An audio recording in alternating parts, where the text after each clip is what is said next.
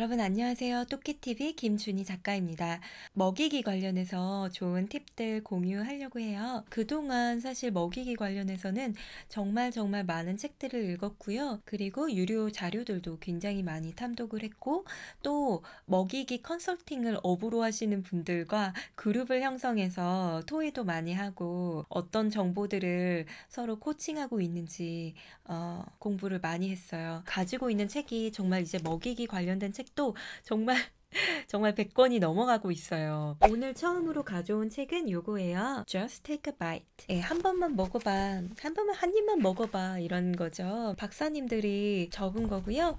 여러 가지 정말 유용한 팁들 나누고 싶지만 제가 오늘 같이 볼 부분은 113페이지에 나오는 Chapter 7인데요. Environmental Controls예요. 그러니까 환경적인 요인을 조금 우리가 제공할 때 어떻게 제공하면 아이가 잘 먹을까, 이 부분 공유하려고 합니다. 일단은 되게 개괄적으로는 우리가 그 음식을 제공하는 환경이 항상 긍정적이고 되게 영양가 있는 그런 음식을 제공하면 좋겠죠. 먼저 여러분들이 연습 문제처럼 머릿속으로 한번 생각해 보세요. 예를 들어서 저녁 식사에 촛불이 켜진 저녁 식사 테이블, 그리고 공원에서의 피크닉, 어떤 특정한 어떤 크리스마스나 이런 휴일에 많은 가족들이 모여서 식사를 함께하는 모습, 여러분들이 생각하는 가장 이상적인 식사 그 환경, 식사의 모습은 무엇인가요? 완벽한 식사 시간을 한번 이야기해 보세요. 누가 참석해 있나요? 어떤 음식들이 제공되고 있나요? 그리고 그 분위기는 어때요? 내가 생각하는 그 퍼펙트한 식사 시간의 그 특징들을 한번 내가 구체적으로 생각해 보는 거예요. 그걸 생각했다면 이제는 우리 집에서 그와 같은 시나리오를 어떻게 재현할 수 있을지를 생각해 보는 거죠. 애들이 너무 안 먹는다면 어떻게 그런 내가 생각하는 그 퍼펙트한 그 식사 시간의 이상적인 분위기와 그 모습들, 이걸 어떤 전략을 가지고 우리 아이가 똑같이 그걸 느껴서 잘 먹을 수 있게 할까, 그런 생각을 먼저 해보는 게 엑서사이징으로 나와 있어요. 이거 한번 연습 문제처럼 생각을 해보시고요. 첫 번째는요, 스낵 앤 밀타임 스케줄이에요. 스낵이 그러니까 간식이랑 식사 시간 스케줄 정하는 건데요. 사실 이게 되게 중요한 걸 아는데도 엄마들한테는 되게 힘든 일인 것 같아요. 그러니까 식사 시간을 되게 규칙성 있게 아침은 몇 시, 점심 몇 시, 저녁 몇 시, 이거를 꾸준히 지키는 게 되게 힘들어요. 사실 꿀잠 선물도 마찬가지인 게 밤잠 들어가는 시간, 이거 지키는 거 되게 힘들거든요. 사실 아이가 크면 클수록 되게 더 힘들어져요. 그래서 정말 좋은 습관을 하나 선물해 준다는 게 부모의 꾸준한 실천과 노력이 수반이 되는 것 같습니다. 잘 안 먹는 아이는 언제 식사 시간이 있고 언제 간식 시간이 있는지를 미리 아는 게 굉장히 좋다고 하거든요. 밀타임과 스낵 스케줄을 생성하는 가이드라인을 알아볼게요.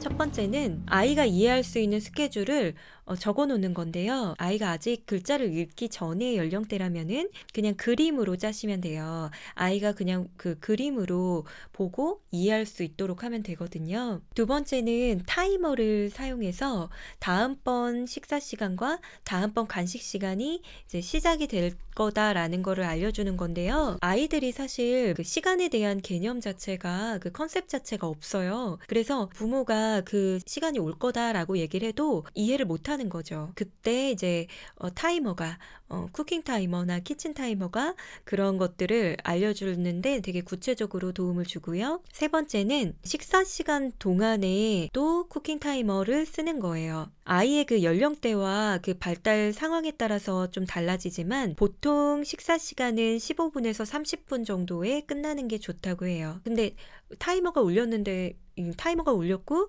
근데 아이가 되게 적절하게 균형 있게 식사를 계속 하고 있다라면, 이럴 때는 당연히 조금 유두리를 발휘해서 융통성을 발휘해서 시간을 더 줘서 식사를 끝내게 하면 되겠죠. 아이가 이제 학교를 다닐 때는 학교의 그 스케줄에 맞게끔 먹으면 되는 부분이고요. 특히 그리고 학교를 가게 되면은 너무 늦게 먹는다거나 너무 빨리 먹는다거나 해도 이제 손해를 보기 때문에 적절한 시간에 맞춰서 먹는 것도 좋을 것 같아요. 딴짓하면 식사하면서 먹고 이런 거는 누구나 좀 보면 싫어하겠죠. 좋은 습관이 아니고요. 네 번째는 식사 시간을 짤 때 간식 시간도 같이 짜는 게 중요한데요. 간식은 식사와 마찬가지의 중점을 둬서 여러분이 접근을 하셔야 돼요. 간식은 되게 건강한 것들로 초이스를 하셔야 되고요. 보통은 이제 간식은요, 다른 서적에 항상 나와 있는 건데, 말린 과일, 뭐 견과류, 혹은 뭐 그냥 간단하게 먹을 수 있는 야채 같은 거 있죠. 한 입으로 핑거푸드처럼 만들어서 그런 걸로 이제 선택을 해 주셔야지, 뭐 간식을 갖다 과자를 준다거나 사탕, 초콜릿 이런 거를 배정하면은 굉장히 안 좋겠죠. 그거 관련한 책들은 같이 나중에 또 보도록 할게요. 그리고 식사와 간식 스케줄은 각 아이의 의학적인 문제나 나이, 몸무게에 따라서 다르게 가져가야 된다는 거죠. 5살 이하의 유아들은 이렇게 플랜을 가져가시면 되는데요. 식사, 간식, 식사, 간식, 식사 스케줄로 가져가시면 돼요. 식사, 간식, 식사, 간식, 식사. 이 스케줄이 되게 아이가 새로운 음식을 배울 수도 있고 또 적절한 음식들을 섭취하는 데도 좋은 그런 스케줄이 된다고 하거든요. 만약에 아이가 좀 의학적인 문제가 있거나 발육이 좀 낮은 레벨에 속해 있다면 몸무게가 너무 낮거나 퍼센테이지가 너무 아래에 속해 있다면 스케줄이 조금 더 하루 내내 음식을 많이 탐험하고 많이 먹게끔 그렇게 만드는 게 좋겠죠. 그러니까 그냥 막 안 먹는다고 해서 방목하는 것보다는 그런 방목하지 마시고 그렇게 해야 된다고 나와 있어요. 약간의 갭들은 있을 수가 있는데 학교를 가는 아이들 같은 경우에는 학교에 갔을 때 간식을 제공받지 않기 때문에 집에 와가지고 마지막 식사를 하고 나서 추가의 간식이 필요할 수 있다고 해요. 그 다음 6번째는요. 사실 이 플랜에 되게 가장 중요한 대목인데요. 아이가 가장 좋아하는, 선호하는 음식을 매번의 식사와 혹은 매번의 간식에 그거를 제공하는 거예요. 이 항목은 꼭 지켜주셔야지 플랜이 성공할 수가 있는데요. 사실 이렇게 우리가 아이를 잘 먹기 위해서 프로젝트를 시행하는 것은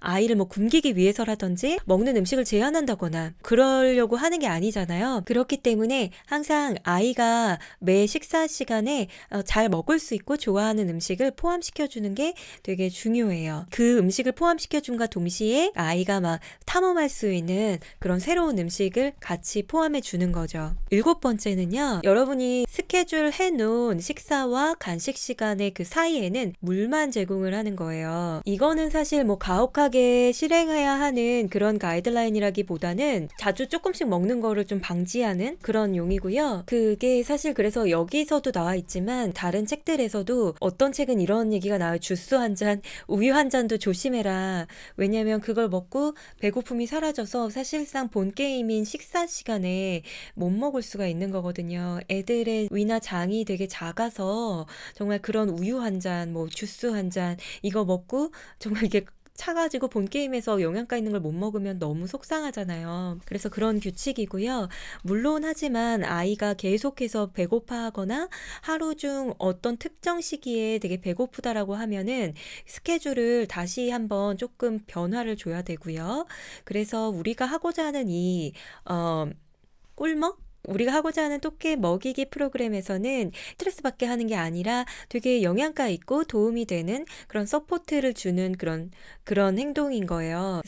그런 스케줄을 당연히 제공을 해야 될 거고요. 그래서 이 사람이 코칭한 한 명의 엄마가 나오는데요. 네, S라고 해볼게요. S의 엄마는 2시 반에 S를 학교에서 픽업을 하고 그리고 바로 수영 레슨을 간대요. 저랑 좀 비슷한 거 여러분들도 아이가 더 커져서 이제 어떠한 교육을 받게 되는 나이가 되면은 정말 우리가 매니저로서 진짜 바빠져요. 뭘 많이 시켜서 그런 게 아니라 보통 그래도 뭐 예체능 하나 시키고 뭐 한두 개씩 시키게 되어 있거든요. 근데 그게 되게 힘든 부분이 이제 또 생긴답니다. 그래서 이제 엄마가 S를 픽업을 갈 때 S가 배가 고플 것을 알기 때문에 사과를 가지고 가는데요. 사과는 S가 좋아하는 아이템이 아니래요. 그리고 콘칩도 가지고 간대요. 근데 그거는 S가 좋아하는 것이래요. 그래서 S의 간식 시간은 수영 레슨을 가는 길인 2시 45분 PM으로 설정을 했고요. 그리고 저녁 시간은 5시 PM으로 설정을 해놨습니다. S는 사실 사과를 안 먹고요. 콘칩만 먹는데요.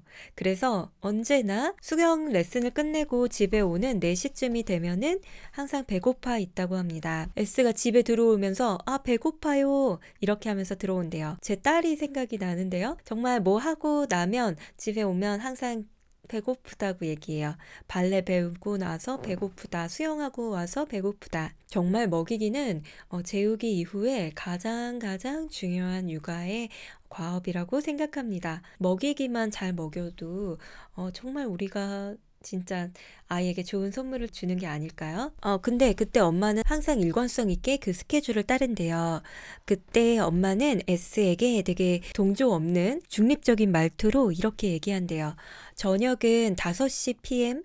오후 5시 PM? 저녁은 5시로 스케줄 되어 있어. 너는 물을 마시고 저녁 식사 시간까지 기다려야 돼. 이렇게 얘기한대요. 그리고 그 엄마는 타이머를 눈에 보이게끔, S 눈에 보이게끔 되게 visualize 하게, 그러니까 딱 눈에 시각화해서 보이게끔 맞춰두고 아이가 딱 그 시간을 알 수 있게끔 뭐 예를 들어서 5시까지 30분 남았다면 30분에서 이렇게 깎이는 타이머를 맞출 수도 있겠죠.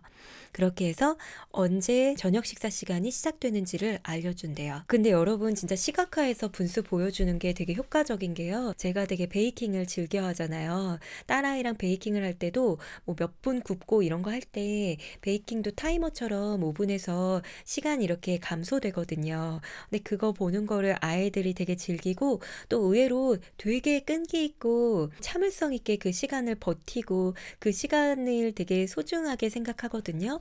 그래서 타이머를 이용해서 시각화해서 숫자를 보여주고 시간 개념을 알려주는 것 저도 강추해요. 그래서 이 일화를 보시고 여러분은 어떤 생각이 드셨어요? 이제 그 뒤에 이제 이 책을 쓰신 박사님들이 하는 얘기가 나옵니다. 이 S의 엄마가 되게 잘했다고 얘기를 하고 있는데요. 여러분들이 유념 있게 보시면 좋을 부분이 S의 엄마는 이거를 갖다가 뭐 벌칙처럼 활용한 것도 아니고 벌을 주게 느껴지게끔 이거를 시행한 게 아니고 그리고 어떠한 아이와의 딸과의 그 파워 게임을 뭔가 보여준 것도 아니고 기싸움이나 뭐 파워 게임에 있어서 내가 이기겠다 이런 느낌이 전혀 안 들죠. 이 스토리를 들으셨을 때. 그래서 그게 아닌 거를 우리가 일단은 주의 깊게 봐야 되고요. 그리고 잘 안 먹는 아이에게는 이런 식으로 되게 한계를 설정해주고 규칙을 설정해주는 게 굉장히 중요하다. 제일 중요한 게 이런 규칙성 있는 먹는 스케줄 이걸 고수하는 게 되게 중요하다는 거예요. 그리고 전형적인 간식으로는 보통은 되게 달콤하고 그 탄수화물 덩어리 뭐 이런 것들이 제공이 되는데 그때 되게 영양가 있고 건강한 것을 주면은 훨씬 좋다는 거죠.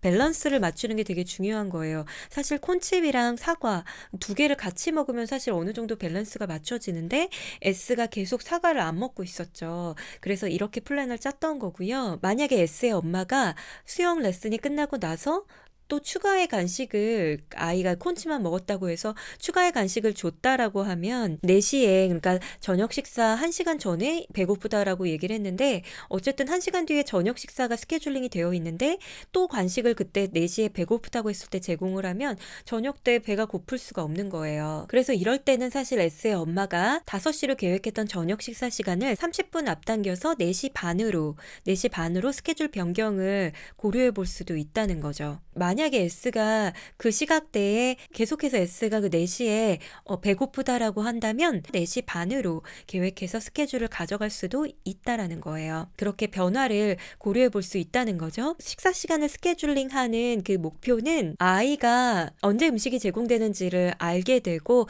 그럼으로 인해서 어떠한 그 걱정이라든지 뭐 혼란 이런 것들을 최소화하는 것이 목표가 됩니다. 그렇다면 부모인 우리의 책임과 임무는 어디에 있냐면 그 아이에게 되게 적절한 스케줄을 생성하고 그거를 일관성 있게 매일같이 데일리 베이시스로 따라주는 것 이거에 이제 우리의 임무가 있는 거고요. 다음번 주제로 가보겠습니다. 밀타임 세팅인데요.